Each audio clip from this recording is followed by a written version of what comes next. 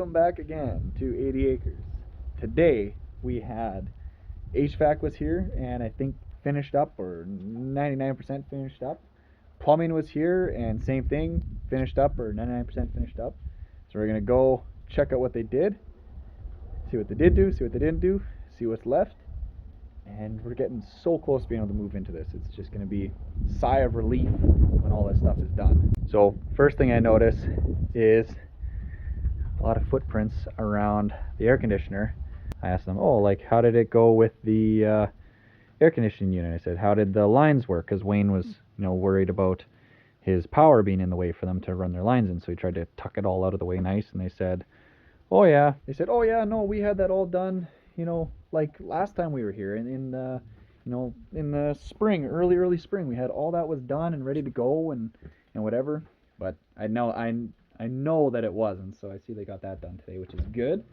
The generator saved the day this morning, came in, and we had a failure on the solar system. Don't know exactly what happened there, but that didn't work out. Under the house, that isn't done yet, but that's just for the laundry. They got sink stuff in. This is, I think, laundry water coming in. They have the whole systems all pressurized.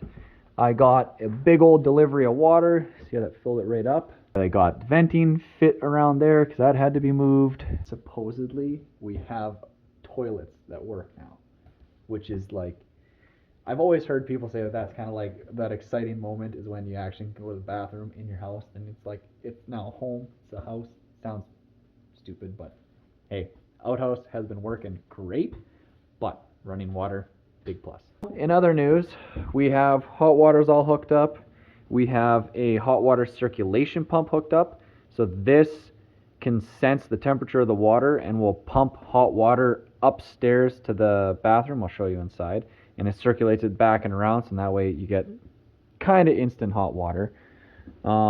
This guy just kicked on, so they actually have that all hooked up, I guess, between the gas fitters, plumbers. They got that's ready to rock, which is fantastic. So now, if we start burning wood, we'll have hot water coming through. Where do I start? All right, let's start. Let's just work in a circle here. So, mudroom. They have the gas fitting stuff is ready to go. They got all this torn apart. So all I have to do is change out the gas orifice thing, which I assume is underneath it, probably into there somewhere. But essentially I have to change it, so in that way it'll work on propane. But the company we ordered all this stuff from, they never sent me the right fitting. I was supposed to get a fitting to do that. That didn't happen. In the bathroom here, I think we have all of our water and everything is all set up. Sewer is set up, I think. Oh my goodness. Oh, and look at, wait for it.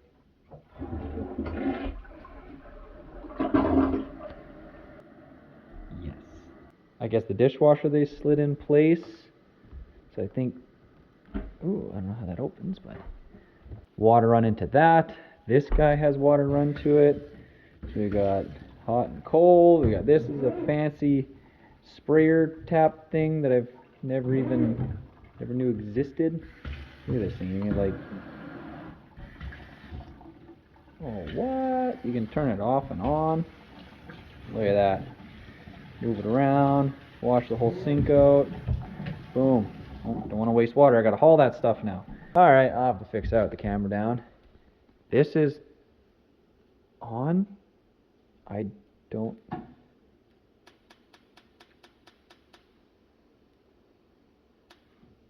Well, that didn't work.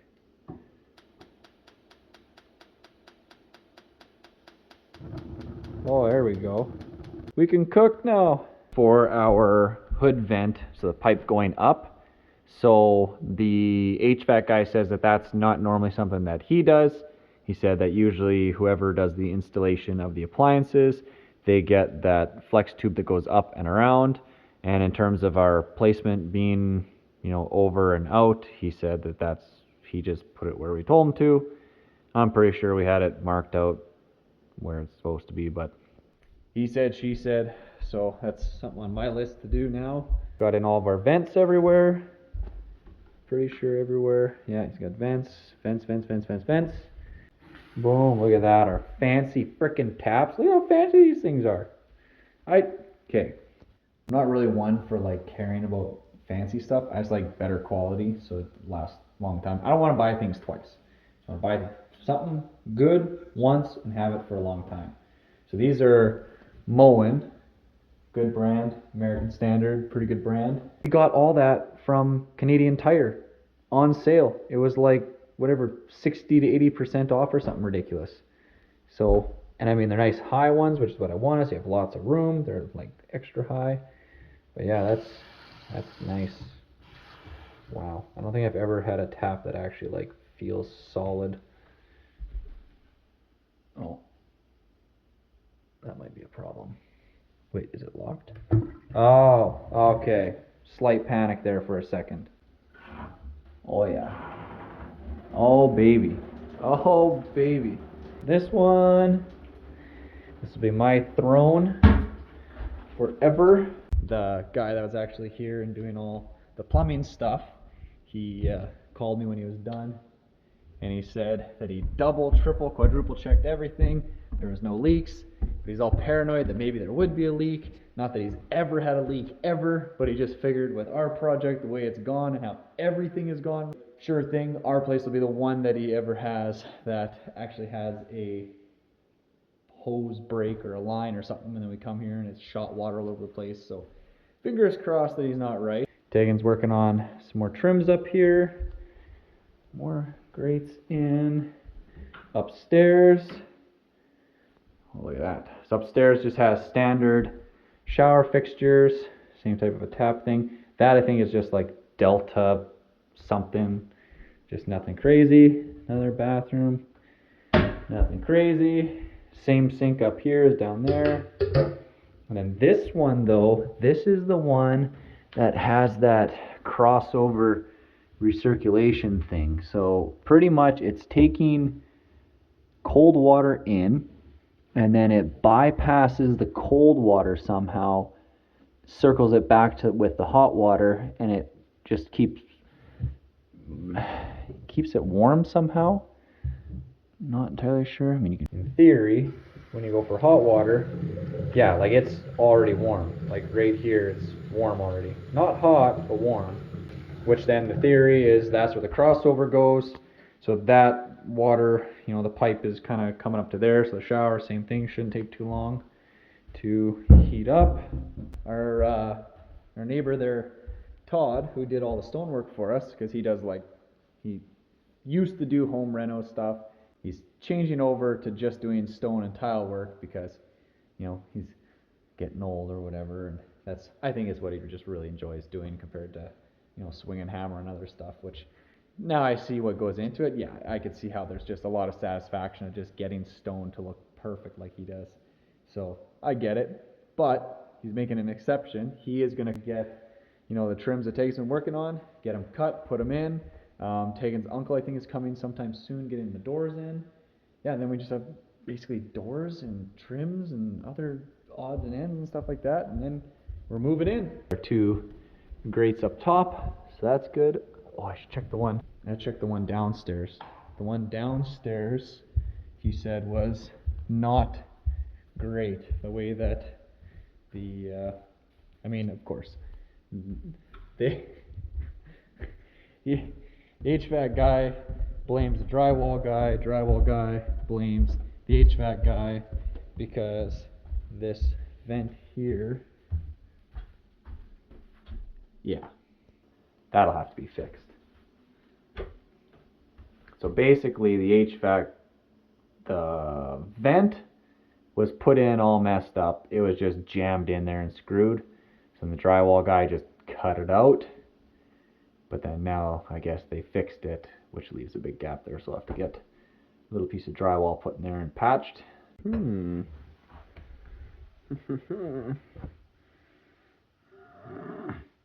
What the hell happened last night?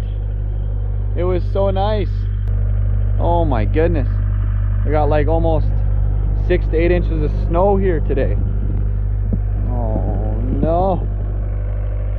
I guess I gotta switch her over for winter mode. Of course, right when I thought I had this figured out, got all the settings set and everything last night. Come here this morning, told me the batteries were at 49 volts. So I look up here, I'm like, oh, 49, so we're between 60 and 70, right? Somewhere in there. And I know that at 48.6 is where I have it set for when it'll start the generator. But then the generator turned on 49. So right when I hit 49 is when all of a sudden the generator just turned on now. So, but this one here for grid charge was set to 49 and it was not highlighted. So now I highlighted grid charge as well, and I set that to 80 amps and to 48.6. So I'm wondering if maybe the generator might be in the grid tied system, not the generator charge system, but it's somehow overriding, figuring itself out. So we'll see what that does, if that'll change anything. But it should float it at 54, 60 volt absorption. This is all the stuff I said the other day. Discharge, sorry. Low battery, yes, we weren't even at low battery yet. Low battery warning is 48.6. 48.6 is 60, that's where at low battery.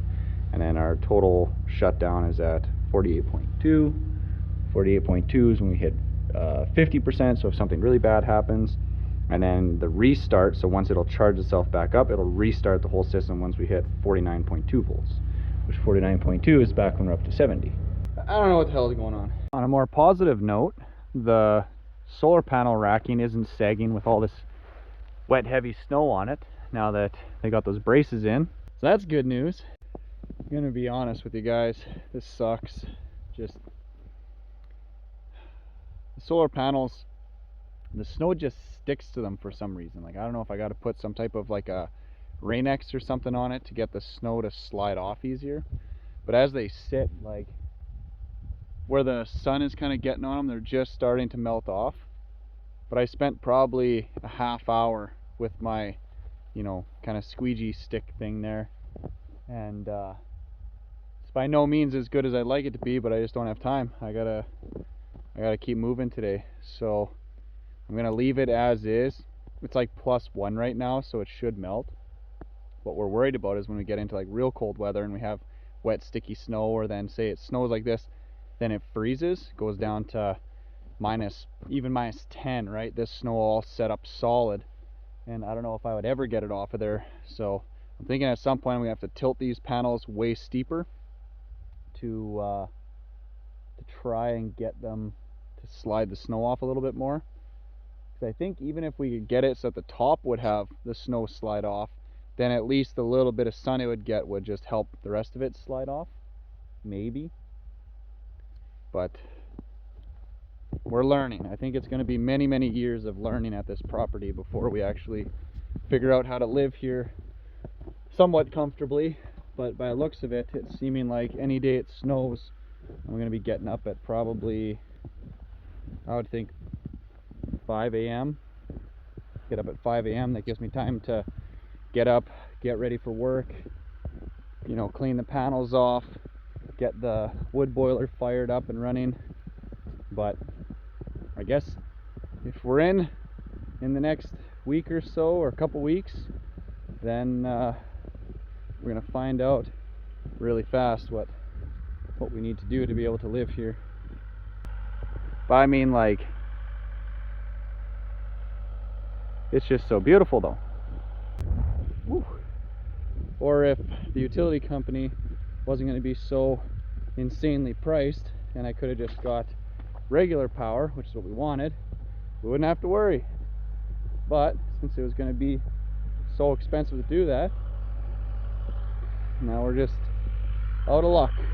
What we have going on today is I'm using the tractor with the bucket on the front and the box scraper on the back, and I just have the bucket curled all the way back and I have it on float, so all the way ahead, so it's just adjusting up and down with the contours. And then I set the box scraper to be just above the ground, so it's kind of scraping in some spots but not all of them. And basically what the box scraper is doing is, as this wet clumpy snow is falling out to the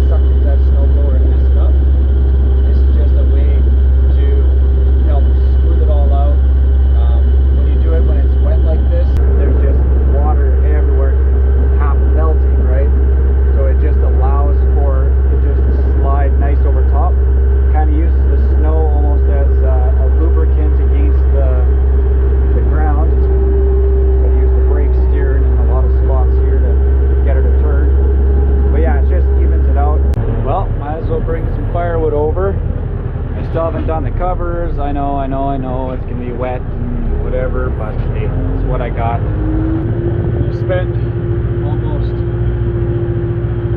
well, it's a year and a half now at this point building a house, and 5 years preparing to build a house. Getting the firewood done, I know that wasn't the highest of priorities, but we should have enough to do us for quite some time. And then I got more there, just needs to be processed. So pretty.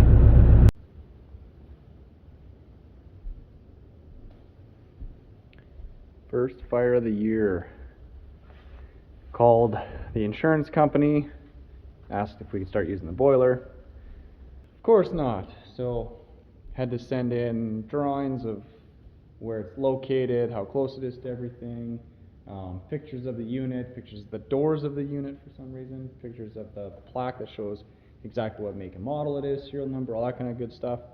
So then now my broker sends it into the actual insurance company, and the insurance company then tells me whether or not it is all good, meets their standard, and can actually be used. Which is such a joke because that unit can be installed inside of a house.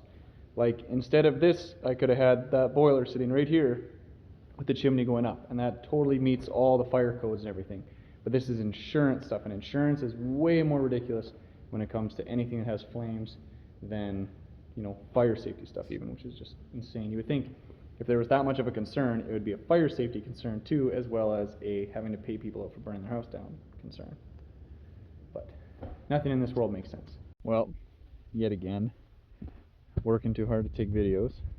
So we got our 5-foot landing in, then put our last, well not last, but our staircase in the mudroom in, and then Tegan's cousin, uncle, whatever you want to call him, he's here. He has a finishing company, and he's hanging all of our doors today for us. So now we'll have toilets that work and doors that'll close, so you can be in privacy in them too even. It's been a busy day. We're just working on cutting our last of our supports for our stairs. We got our 2 outsides cut. They're kind of a weird rise and run, but we got the bottom landing in. For now we're going to come from there down the stairs to here onto the rock and out, and then maybe in the spring we'll do some stairs here or something, not sure yet. And then we still have railings and everything to do. I was really hoping to have all this beat today, but we kind of had little bits of downtime just figuring out door stuff and chatting with people that came to visit and whatnot, but we're chugging away. Tegan's a little cold. She's wearing my big work parka on top of her jacket, on top of her million other layers. But do you feel warmer now? A bit. A little bit.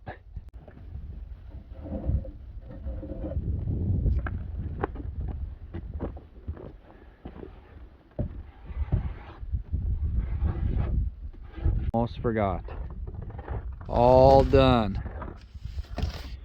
So it's 2 2x6 and a 2x4, roughly 13 1/4 deep and 6 5/8 rise.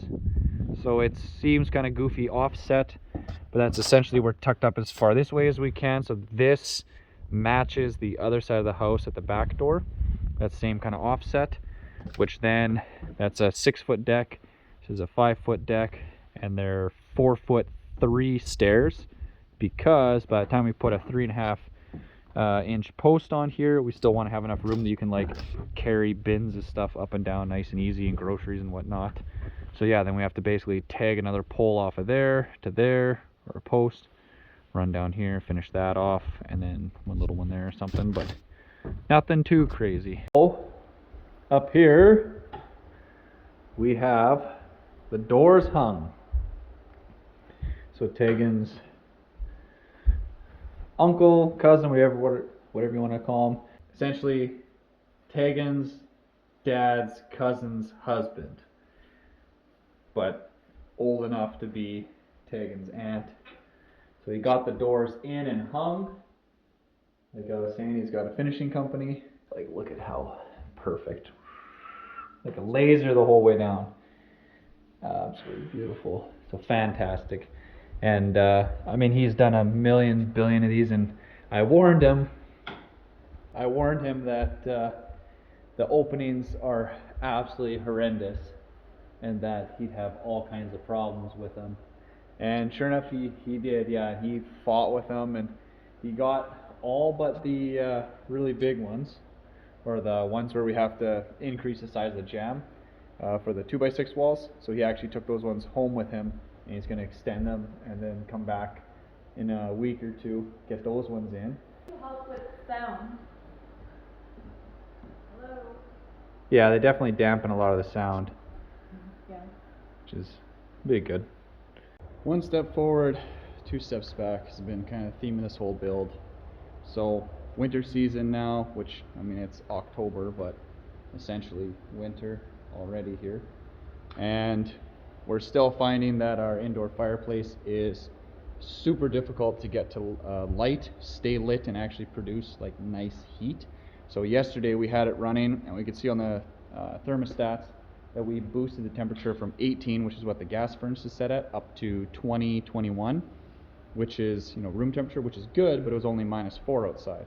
So for this thing to heat the house, it would have to be much, much hotter, you know, if we lost all power essentially. So we got to figure out, is it a wood problem? Is it a stacking problem? Like how to get it to run nice and hot. It just seems difficult. I think the biggest issue is our chimney is so tall. They say that if your chimney is really tall and you can't get a hot enough fire to start really sucking air up through it, then it'll oftentimes just choke itself out because it's not drawing in enough air to feed itself, even with the vents open. And then on the solar front, so this is probably, I think, day 3 or day 4 in a row of like kind of cloudy, snowy weather, and every day the generator is turned on for at least I would say 4 hours of runtime to recharge the battery system. So that tells me that, and doing our math on it, seems like our batteries are way short from what they should be. So I've got pricing out to try and get my batteries doubled, see if that'll help anything, which it should, because it's basically, from my math, it just seems like we're just flat out running out of battery power. Right, I'm on railing, got that section in, gonna put posts on, railing up, and then my dad is here helping tagging. They're cutting all the plywood and everything, get it on the poo shed. So now that'll be sealed up, and then if we have time, I'm gonna do some soffit today too. One of those days, slow process on both fronts. That, nothing square or straight, so they're having a heck of a time. I'm slowly getting this sorted out, but of course my post placement, I forgot to account for spacing. I was more concerned about being able to put it where I could get screws. So I'm 2 inches low on my 2 center posts, so I'm going to do a nice little riser underneath of them just to space it up. That'll be good to go. But yeah, it's just, sun came out, thank goodness. Solar is chooching, which is wonderful. Beautiful day. Well, we had to get creative on our edges here. We still got to figure out our tops. But other than that, this is all done. Oh, and we gotta put our tops on too. But yeah, I ended up putting 2 spacer blocks, made them nice and decorative, intentional looking, but I didn't feel like cutting 2 more posts to get the extra 2 inch, because essentially if I would have moved this post out further to the edge, then it would get to the point that it's directly in line. But because you're moving backwards on a stair, it's not a straight in line. Further back you go, the more increase in height there is. So sitting back there, we're about 2 inches in height that we lost. So made up for it that way, but once that's all on, that'll work fine. The other goofy thing is right up in here is like super funky, but made it work. Basically we just have, this will come across, we'll probably have just a little piece in here, some type of a transition. That we're not sure with. This one will be a corner, cheat the corner out to here or something. Same thing, a little piece in there. This thing has all the wonk because this this post is just a terrible post. So we weren't even able to push it back with everything, but when you get it all in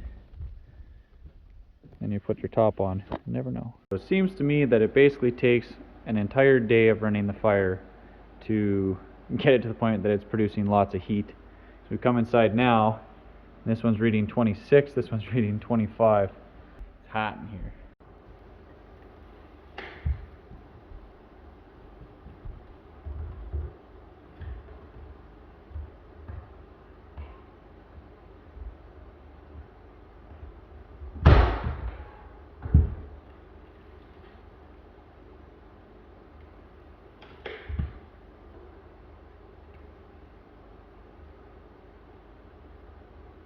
Right, inside, we're still cooking. I had to take my shirt off because I was starting to die because it's pretty friggin' hot, but we shouldn't have the propane coming on tonight, that's for sure. The wall is like crooked. Oh, we might have to go a little shorter. Maybe just take like a 1/4 inch off. We have all of our rise pieces cut, and then up top here, I finally had time. I took the oscillating tool and I did the trick where you put a piece of flooring down, ride the blade on top, and then I just cut this out and all this for the flooring to slide underneath. This one's a bit goofy. It kind of ends here because this is too low. And then this side I had to cut this all off here too, tapered it out. So now, I mean, we got to clean a bunch of dust up, but we should be ready to start gluing, but that is going to be another night's project. Back to November baby face. No shave November. Make sure you get checked for cancer. I've had lots of family members get hit with cancer over the years, but we have been having nothing but problems with the solar system. We are, as far as we can tell, we've lost an entire bank of panels. We're not charging at all from this one bank. It's just flat. So Solarc figures there's an issue with that, with the wiring or something like that. So something along there they need to figure out. So we're going to contact the contractor. He's going to come by, test everything, see what's going on. So basically that's either 1, 2, or 3, whichever one of those corresponds with whatever M1 is on here, which is the problem one. They need to figure out what the heck's going on there. But essentially, we keep having to run the generator because we keep running out of power. And we also found out that our batteries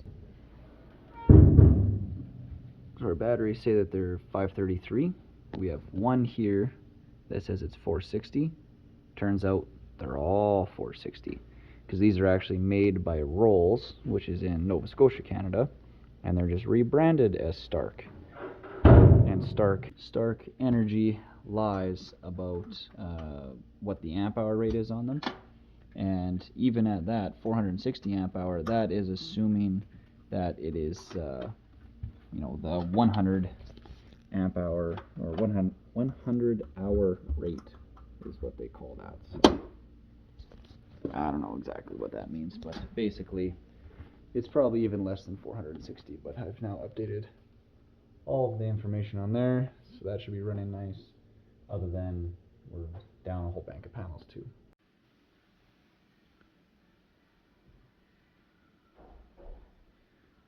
Yep, final list.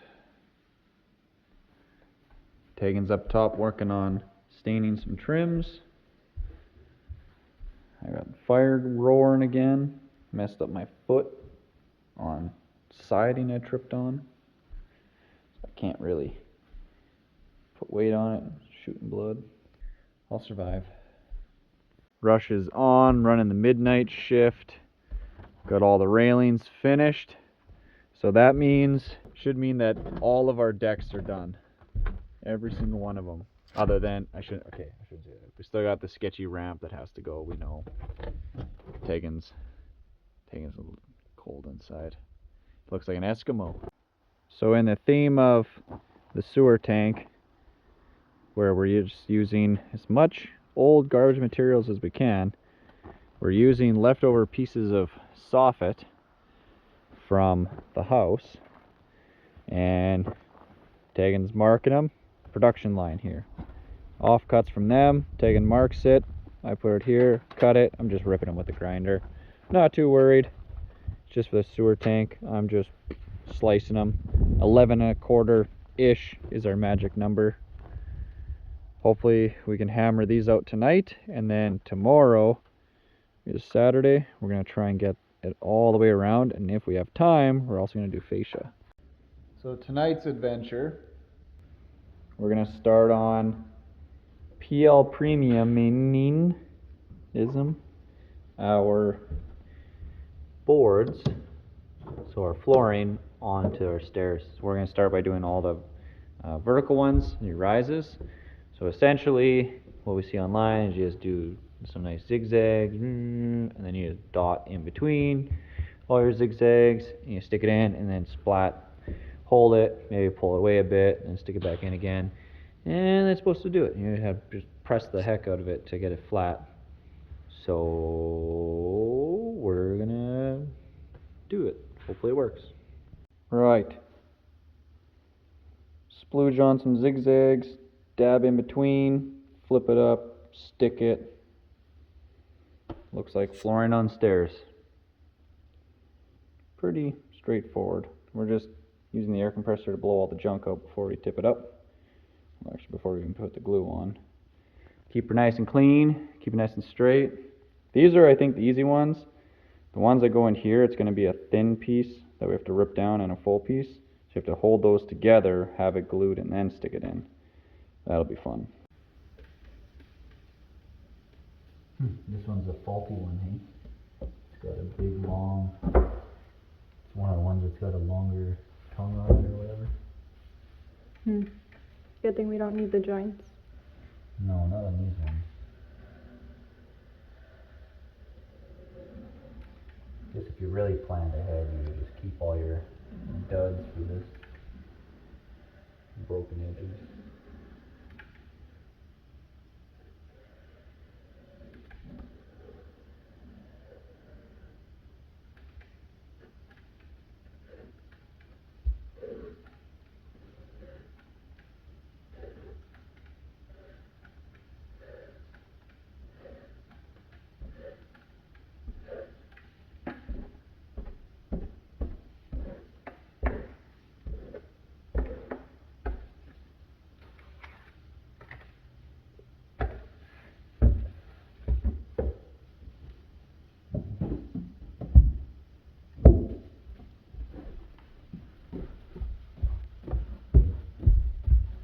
Another one.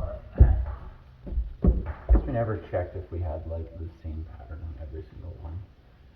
Can you imagine?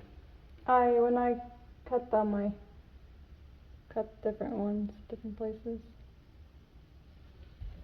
It's the funniest thing ever. Just the same board the whole way.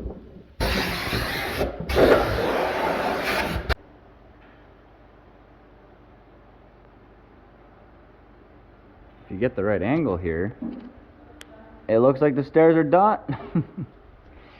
So we added tape too, just to keep them from wanting to roll forward. That was another thing that we saw on YouTube. The beauty of YouTube.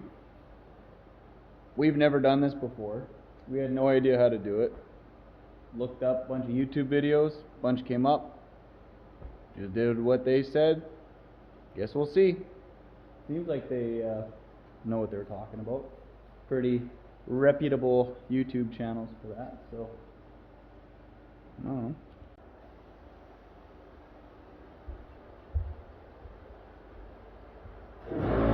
Wow.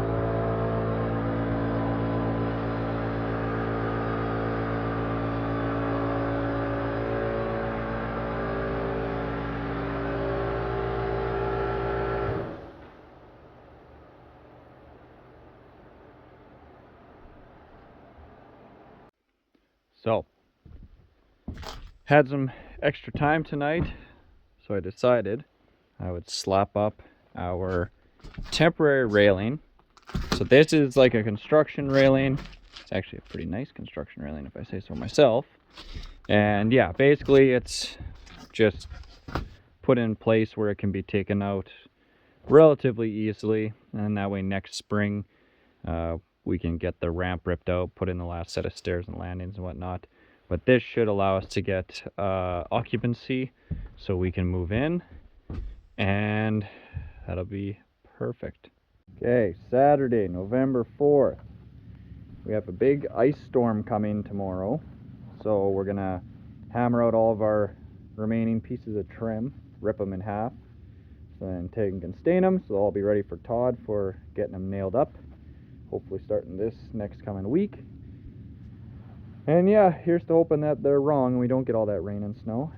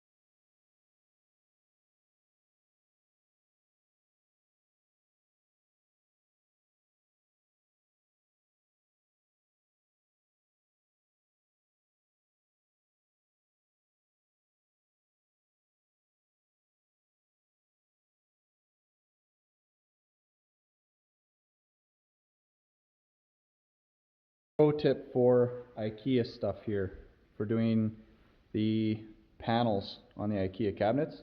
So for us here, Because we have walls of our house are tipped and our floor is super unlevel, nothing is straight. The only straight edge that we can really work with is going to be along the front side here, and then you can leave the top side straight, just because then that doesn't really matter if it has a little bit of variation, it's going to be hidden. But along the floor we're going to have to cut, and along the wall we're most likely going to have to cut to get it to sit nice and flat and not have big gaps. If we just did it as a rectangle and we sat it in there, you would be tight at the top, big gap at the bottom, and then probably tight at the bottom, big gap over there because we know it leans ahead. So what we're doing again, I still got to cut the ends off, but we're just taking the box that the panel came in. Oh, don't break it. Just put it down, please. Just set it back down. Oh my God. Oh! If you ruin this, you're going to have a really hard time. We can use this against here to draw it, cut it, and then we know exactly how it's going to fit. Then you just put this on top of the panel, trace it, and you cut the panel. Right. Next step. Transfer it on here, put your tape down, mark so you know which way's up and your wall and whatever. So this is going to be the difficult one for us. We have to take a 1/4 inch down to 0. But if we don't take that, we're going to have this weird 1/4 inch to 0 gap. So that should compensate for it. And yeah, this should hopefully work. It's just very difficult with something this big to get it that precise. So, how do we want to... So you want to cut the line in half, but be on the outside of the line.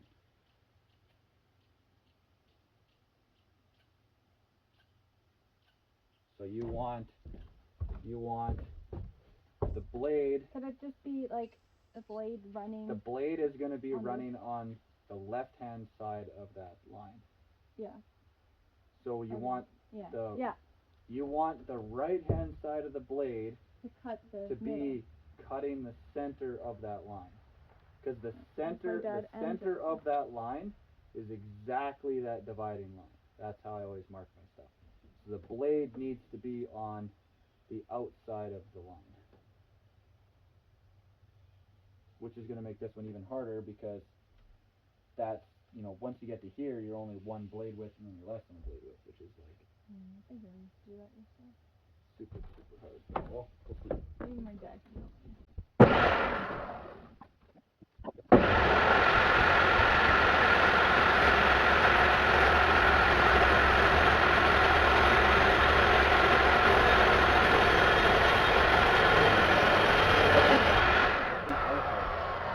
I'm kind of hunting my sister.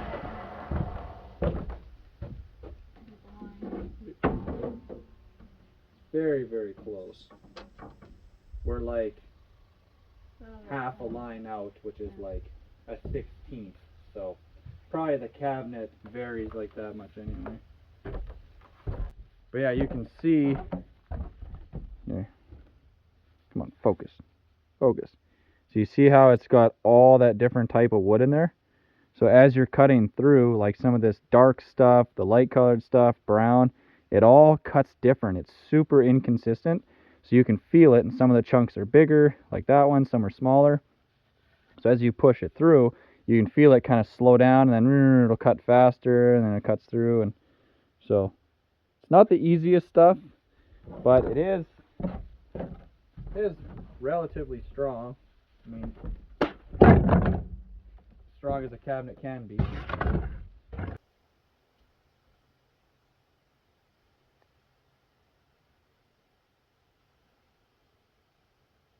Yeah. An app just freehand it. I mean, at least it's against the wall, so. Yeah. YOLO.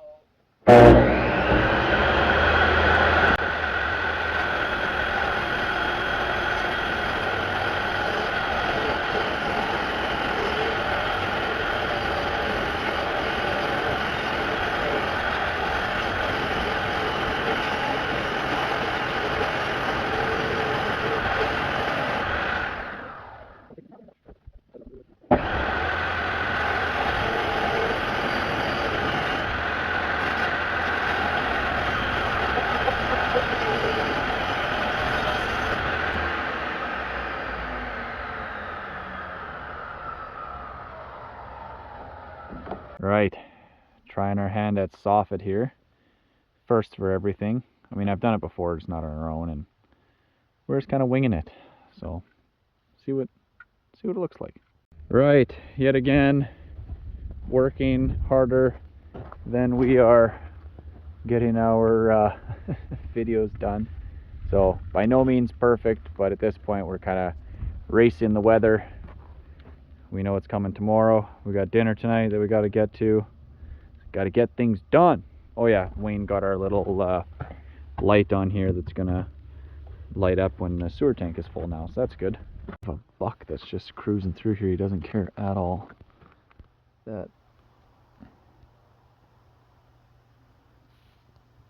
like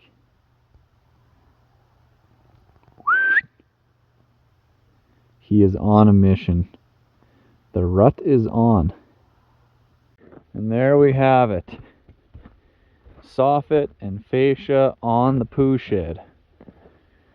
So at least now that's all insulated and sealed, so we don't have to worry about, you know, animals or anything trying to get in there and make nests or tear it all up or whatever.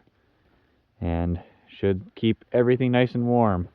But I think at this point in the year, we're just kind of agreeing that all the siding and stuff is going to have to go on this in the spring. We're just flat out running out of time. So, sacrifice we got to make, but at least with it all being sheeted, should be good to go. I think that you win the award for making the most mess in the house. Oh, that's not true.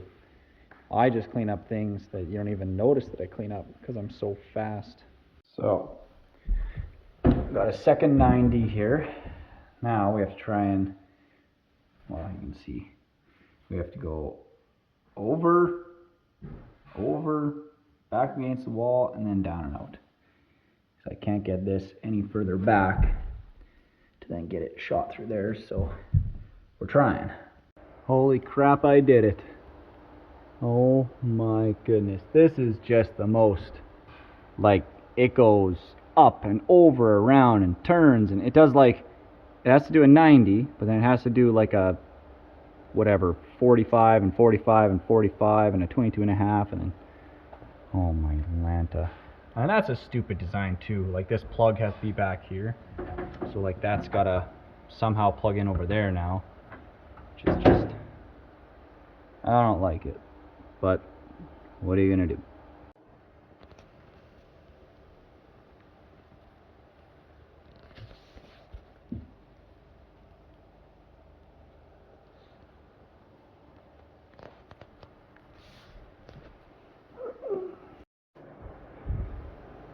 turn that on high, sucks smoke backwards through the fireplace. The fan pulls a lot of air.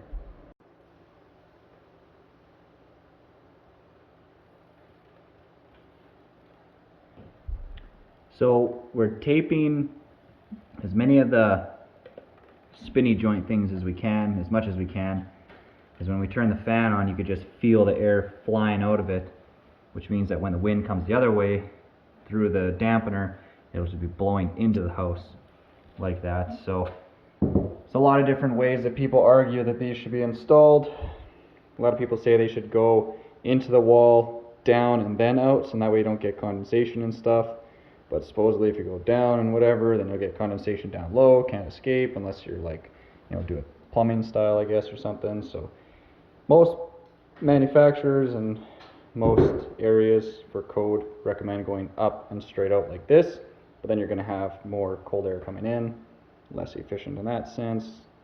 I don't know.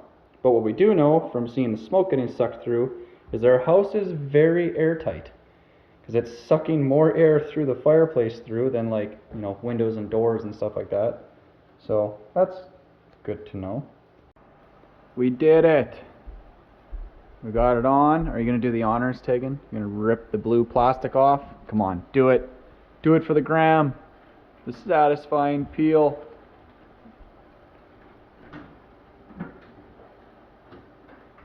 Rip it. Rip it. That stuff doesn't rip off very easy. We had to rip it off the top part because it slides inside of itself. So what I've learned is if you buy a cheap hood like this, they give you, that cover is just barely big enough to go around the 6-inch pipe. So I guess that's how they make it cheaper, less stainless steel, but it makes it way harder to install.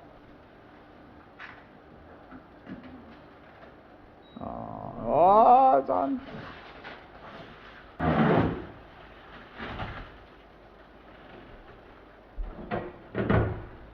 Wow. Don't mind the handprints. Look at that baby shine. It's raining now. Freezing rain. Lovely. I don't know if I showed you this though. Brought a bin of firewood up with the tractor. I just tipped it over because it's too deep into reach there. And then I just have to carry it up to here. I have my temporary little firewood shed there. And then through the door right to the fireplace.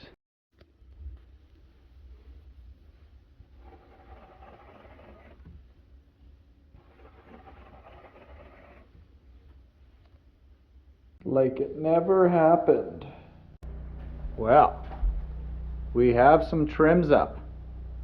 So Todd's been working for the last couple days, just kind of testing out how we want to do our trims. So far he's kind of matched what I did up top here, which is non-mitered corners and just keeping everything flat and straight. He did another one in here.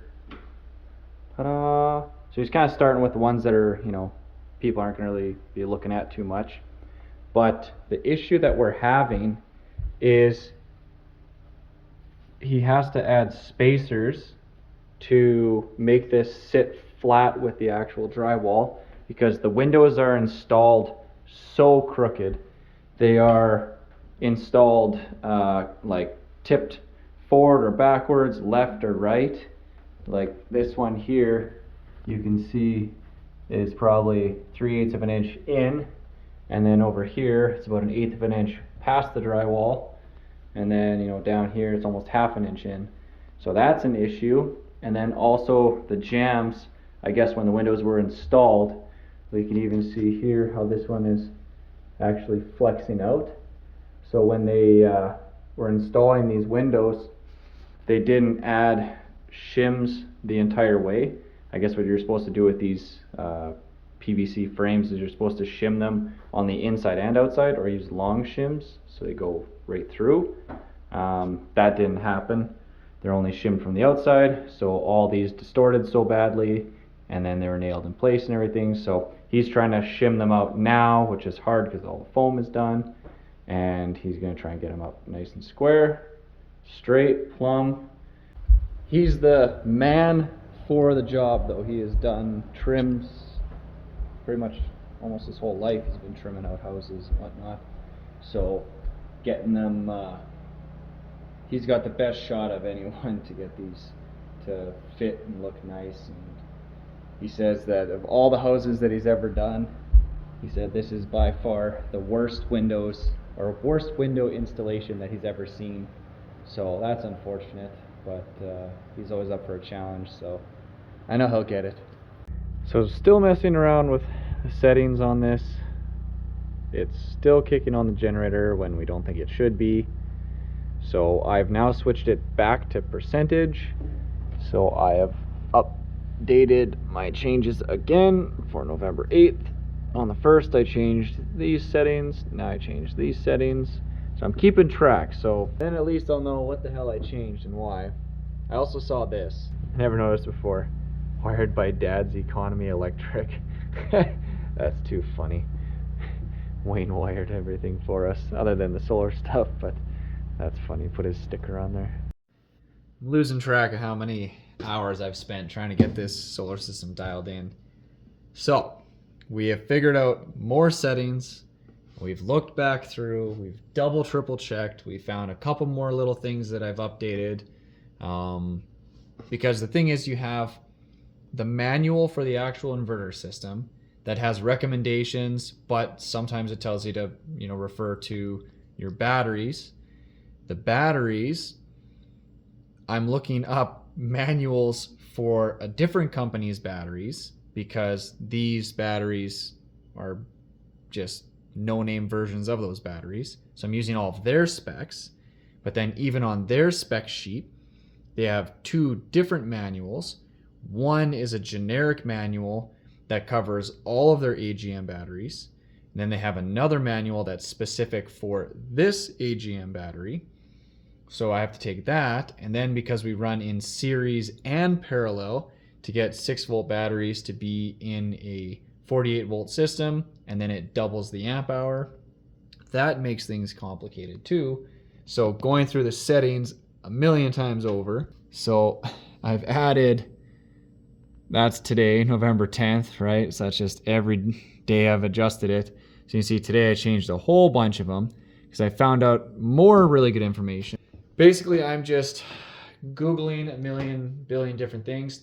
The biggest thing that I've learned is, so your battery capacity, the amount that you can actually use, there's a massive argument in the world about how much of your battery bank you should use. We had heard that you want to use 40 to 50% of your battery capacity, no more of it, because then you'll lose your battery life. Looking online, lots of people agree with that. However, lots of people also claim that you can draw AGM batteries down 80%, so only have 20% remaining on it, but you can draw it right down to 20% remaining as long as you charge it back up again right away. So for our case, if we drained it down that far and then the generator kicked on and just charged it back up again, a lot of people say that that's fine, but it might kill your battery faster. No one really has good evidence either way.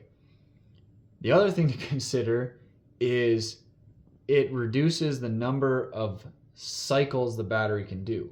So if you, and I was looking up the specs for this, which the company that makes, so Rolls, which makes this battery, which then rebranded, whatever. So if you only do 10% usage on it, so you only take it down 10%, recharge it, you can get like 3,500 cycles. So, 90%, 100, 90%, 100, back and forth. If you go down to 80%, they claim that you'll only get 500 cycles out of it. So, and it's a graph in between, right? It's exponential in either direction. So you have to then decide how long you want these batteries to last for. From my math, if we keep it at using 40%, they say that these batteries should last us about 4 to 5 years if we're using that much battery every single day. So if every day we use the battery capacity completely up to the point that there's no battery left and then the generator kicks on, we would get 4 to 5 years out of these batteries. But for us, in the summertime, the generator never turned on ever. And we're thinking it's still only turning on because we're having tons of cloud and snow lately. And the settings aren't exactly right. So I said, the way I've told Tegan tonight is basically we could set this thing to run an insane amount of power for an insane amount of time, but it would only do it a handful of times, and then it's going to kill the batteries, kill the system. So you have that choice. We could idle this thing right down to basically supply no power, and it would last 20 years, right? So you have to find that point in between, and it comes down to preference, which that just kills me. I would prefer it to just be a hard answer that this is the way it needs to be. You need to run it at this percentage and you'll get this many years out of it. But there's so many variables with solar. No one really knows. It's all preference. So we have it set still where we're running to 40-50% roughly of the battery capacity. Guess we'll see what happens long term.